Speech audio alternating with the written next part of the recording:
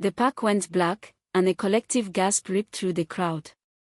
Hundreds decked in red, white, and blue froze as the national anthem cut off mid-note. Fireworks fizzled in their tubes, hot dog grills died, and a kid's wail pierced the chaos. Someone shouted about sparks flying from the stage. At the heart of it all stood Linda Harper, the HOA's self-crowned queen, smacking a dead megaphone like it had betrayed her. 2 nights earlier, she towed my backup generator with a smug grin and a fake citation. Now, under the frantic glow of flashlights and emergency lights, I leaned on my fence, sipped lemonade, and watched karma land like a perfectly timed bomb wrapped in patriotic failure. Comment where you're watching this tale of neighborhood justice will spark a fire.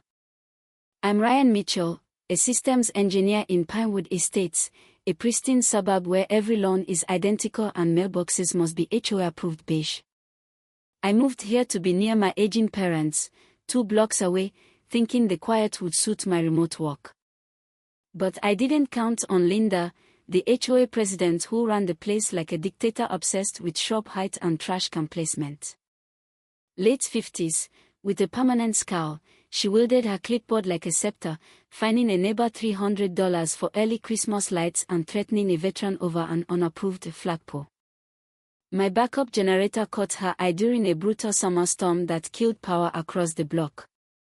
While others panicked over spoiled food, my whisper-quiet, high-efficiency generator kept my house lit and supported 2 elderly neighbors, Mr. Larson with his oxygen machine and Mrs. Ellis, whose husband has dementia. I ran discreet extension lines to their homes, a lifeline, not a luxury. My glowing house drew grateful neighbors, but Linda saw a challenge. The morning after the storm, as utility crews walked, Linda pounded on my door, flanked by her clipboard minions. "That generator's not HOA approved," she snapped, pointing at the humming unit by my garage. "It's unregistered and visible from the street." I stayed calm. "It's legal, permitted, and not visible unless you're on my property." Her face twitched, hated being corrected. "You signed the HOA terms. That's a $200 fine, and remove it or face escalation." I filed an appeal, but the next night, my generator was gone, towed to the HOA's storage facility, with a slip taped to my door. No notice, no process, just theft.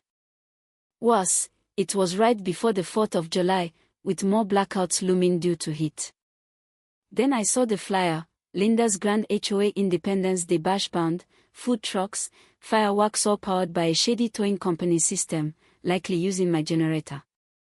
The audacity lit a fuse in me. I didn't yell or sue. I planned. Quietly, I learned Linda had hired unlicensed electricians for the event, including a kid, Connor, who mentioned a timed power system vulnerable to surges. I called my old colleague, Alex, an electrical genius. He brought a legal signal delay tester that could trip breakers if connected to a surge port. Nothing illegal, just physics doing its job.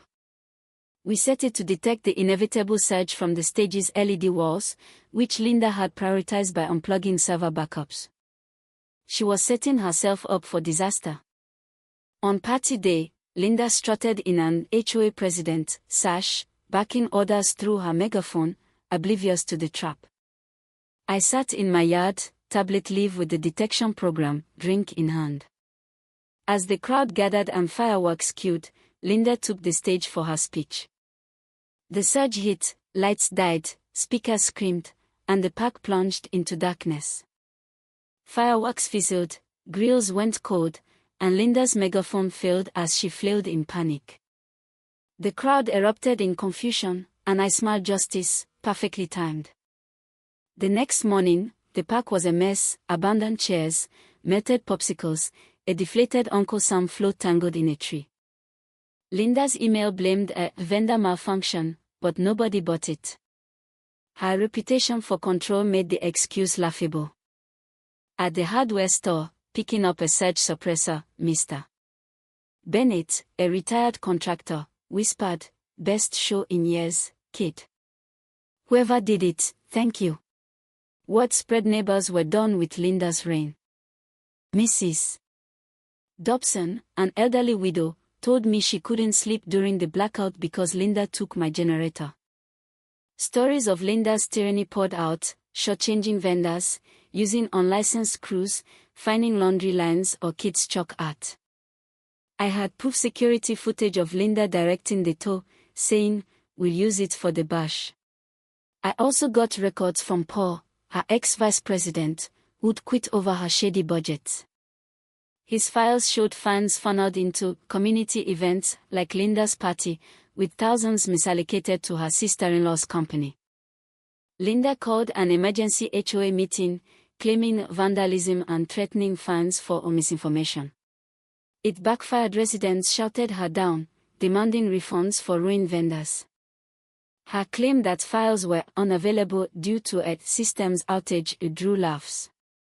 I organized the community gathering, a simple flyer, Saturday, 6 p.m., no HOA approval needed. Bring your stories. I expected a dozen people. Instead, the park overflowed. Kids played, retirees chatted, no HOA badges in sight. I stood on a bench, sharing Linda's generator theft and budget scams. Neighbors clapped, then shared their own tales: $500 fines for laundry, penalties for work vans, threats over hundreds. An IT guy, Derek, projected HOA budgets on a portable screen, exposing $40,000 in unaccounted funds and fake invoices. Linda's cousin's company took half the event budget, while sidewalk repairs got nothing. The crowd gasped as the truth hit: Linda's empire was a fraud. Linda tried to silence us, shutting down the neighborhood forum and posting threats of legal action. Too late. The people owned the narrative. A petition to oust her hit 80% support in 3 days. When she tried a procedural block, Paul cited the HOA charter, forcing a vote. At a candlelit park meeting, with solar lanterns glowing, Linda was removed near unanimously. Her megaphone sat untouched, her chair empty. A new board of volunteers promised transparency and audits. 2 days later, Linda's moving truck rolled out. She left without a word, her 20-year reign over.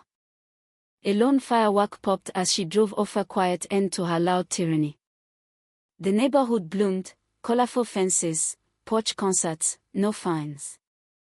My generator was returned with an apology and a gift card. Mr. Lassin gave me a plaque, "To the man who gave us back more than power." News outlets called, intrigued by our rebellion. I did one interview, sparking messages from HOA victims nationwide, saying we gave them hope. Pinewood Estates breed free kids raced scooters, unafraid of helmet collar violations. At our Real Independence Day block party, organic and joyful, Cheryl, the new board leader, handed out doodle drink tickets. Paul played classic rock, Alex brought root beer. Dana, moving into Linda's old house, joined, promising no clipboards if she ran for the board. Standing under starlight, I spoke: order without kindness is control. We are not addresses on a spreadsheet to read people. The applause wasn't for me, it was for us. Did Linda deserve her fall, or did I go too far with the blackout? Share your HOA stories below, and tell me, justice or sabotage.